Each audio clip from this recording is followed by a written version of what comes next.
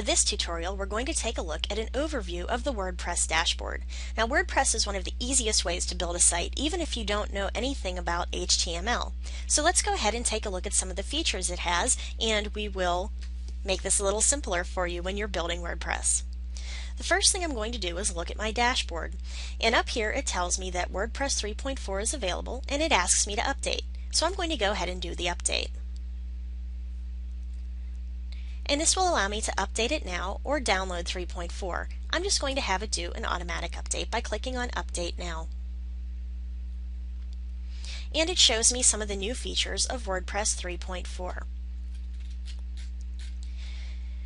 At the top, it allows us to click and visit our site. It also shows us how many plugin updates we have and theme updates. It allows us to look at comments that are awaiting moderation to be published on our WordPress page, and it allows us to click New to make a new post, add new media, add a new link, a new page, or a new user. Over on the right, you can edit your profile or log out. Here on the left, you'll see the dashboard.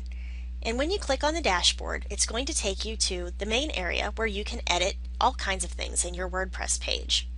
This shows you the basic settings, you can add content, and customize your site. So let's go ahead and take a look first at the updates. Again, these are the WordPress updates. Down below are the plugin updates. So if we have any plugins, and right now I have Akismet, I have 2.5.3 installed automatically when I get a WordPress page, but I can update to 2.5.6, and I can view all the details and click Update Plugins. Below are my themes. This allows me to update any new themes, and right now we can use 2011 or 2010, and those are standard themes that all WordPress accounts come with. Next, let's look at posts. Posts allow you to actually put your first post on your website, and this will allow you to look at each post that you have, and as you add a new post, it's going to put it onto your front page above your last post. You can click Add New, you can look at categories, and it will allow you to separate all your posts into categories, choose their parents to decide whether they're going to appear on your site or not, and it shows you your uncategorized ones. Next, it allows you to tag your posts, and this is going to allow you to basically put in meta tags. So if somebody is looking up a subject that you have written about in your post, you'll come up on the search engines. Next is the Media tab, and the Media tab allows you to upload pictures, PDF files, and all kinds of other media files that you can link to your web page. And you can click on Add New, and you can either drag your files in or click on Select Files. Below that are the links, and this is going to show you different links that you can hook up to your web page, and these are just basic links that it suggests you can have, but you can always go in and you can check any ones of these off that you don't want, click on bulk actions and delete them, and click apply. You can also search for links over here on the side. Next are your pages. Your pages allow you to set up permanent web pages that won't be affected every time you make a new post unless you choose for them to be. And these allow you to make permanent web pages that won't change when you post a new post for them unless you choose to have them do so. And it shows you how many you have altogether and how many are published. This is the All Pages tab, or you can click on Add New. And Add New allows you to put in the title plus all of your content. You can save a draft, preview what you've done, change your status from draft to pending review. You can change your visibility from public to password protected to private, and you can choose to publish immediately or later and click on Publish, but we'll go over that in a future tutorial. Next are comments. Some people choose not to have a comment section on their WordPress page, but this is where you can decide how you're going to allow people to comment on your content. And you can set this up so you can moderate the comments, or they can make whatever comments they want. Many people choose to go ahead and moderate the comments so they know that there's not going to be any spam or, let's just say, undesirable comments on their page. Next, we've got appearance.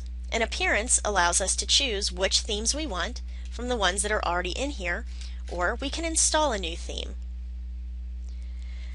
Underneath that is widgets, and widgets are neat little programs that you can automatically put onto your web page that will allow you to use all kinds of different functions. For instance, you can see in my main sidebar I've got a search, recent posts, recent comments, etc. And you can even add more through your showcase sidebar. And you can download the widgets through the plugins page. Next are our menus. Some themes don't have menus, but you can make custom menus and custom links. We also have theme options, and this allows you to decide if you want to just start building your WordPress page from scratch.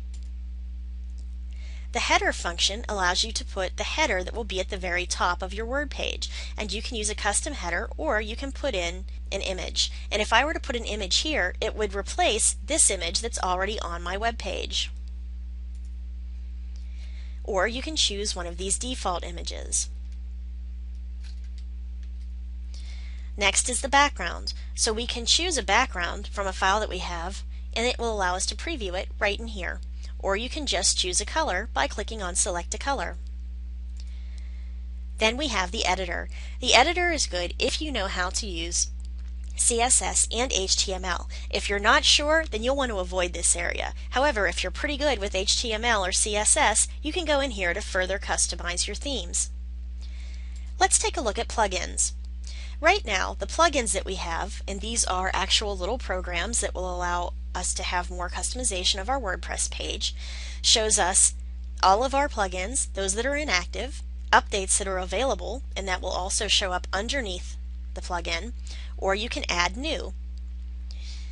You can click in the search box and put in any type of plugin that you can think of. Let's say that you want to put in a Google custom search. Type that in there, click on search plugins, and a whole list of Google custom search options will show up, and you will just find the one that has the highest rating and is the newest updated. I can also go to Editor. Editor is another place that it's going to allow us to go in and change the PHP files, CSS files, text files, etc. And again, you don't want to touch this if you're not sure what you're doing, because you can completely destroy a page just by accidentally deleting a comma. Next is users. Right now, I'm the administrator, so I'm in here as the administrator. If I want to add more people, I can click on Add New, and when I do that, I can decide what functions they're going to have. So I'll put in their username, email, etc., put their role, and then click on Add New User. And I can look at my profile from here as well. And this allows me to change my personal options in my profile, including my website and other contact information, my biographical information, and I can even put in a new password. Once you do that, you'd click Update Profile. Next is Tools. Tools are going to allow you to import or export certain tools that you can find, and this is an app that lets your browser run and let you grab little pieces of the internet to put on your own page. And finally, we have Settings, and this has general settings for our entire page, writing settings that are going to allow us to post via email, do remote publishing, etc. Reading, which allows us to set all of the settings for people who are reading the pages, so you can choose to have your latest posts on the front page, or you can have them on a static page, etc. We can look at discussion, and this is if you want to allow people to comment on your articles, and you would set these accordingly. Media is next, and media is going to let you set your settings for how you want your pictures, PDF files, video, etc. to come in automatically, and you can always change this later when you actually update the file. We've got our privacy settings, and this allows you to choose whether you want search engines to index the site or not index the site. So you may want to keep it so search engines can't index your site until it's up and perfect the way you want it to be. And finally, we've got the permalinks. The permalinks allow you to choose common settings for day and name, month and name, etc., and other optional choices at the bottom. So that's a very quick overview of your dashboard. If you have any questions, you can always go into the Help button on the top right of your screen.